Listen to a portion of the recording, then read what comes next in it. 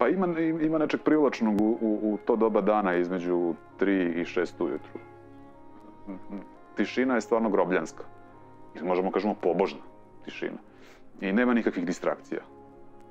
Tako da je to jako dobro vreme za rad. I ne mislim samo na književni rad, mislim na bilo koju vrstu rada. Da je dobro je od 3 do 6 završiti te stvari i onda može čovjek da se upusti u trivijalne svakodnevne obaveze. Ili na kraju krajeva zadovoljstva i radosti, razonode.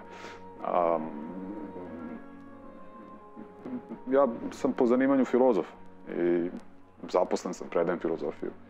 I imam porodicu, tako da, mislim, ovo verovatno nije ni taktično, ni pametno, ali je iskreno kad kažem da je po svojoj prilici književnost moje uzgredno zanimanje.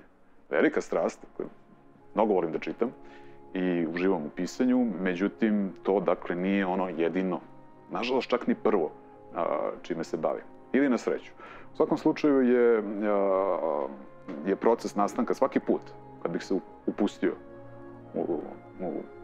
u ono što se pomalo patetično zove stvaralački proces, to bi za mene bio izvor ushićenja i imao bih potrebu da se izolujem i da boravim samo u svetu vlastitih junaka. U suprotnom nemam nikakvu želju. Kako da vam kažem, to je kao sa zaljubljivanjem. Analogija apsolutno može da se sprovede. Dakle, iskustvo pisanja, dakle, za mene ima taj utiče na mene kao zaljubljenost. Kao kad se zaljubite u neku osobu, onda ste opsednuti njome. I sve što želite je da provodite vreme s njom. I još više vremena nikad vam nije dovoljno. I onda kao i svaka zaljubljenost, ta zaljubljenost prođe. Tako da je pišem kada se osjećam zaljubljen u neku ideju, u neki književni pejzaž ili u svet svojih književnih junaka.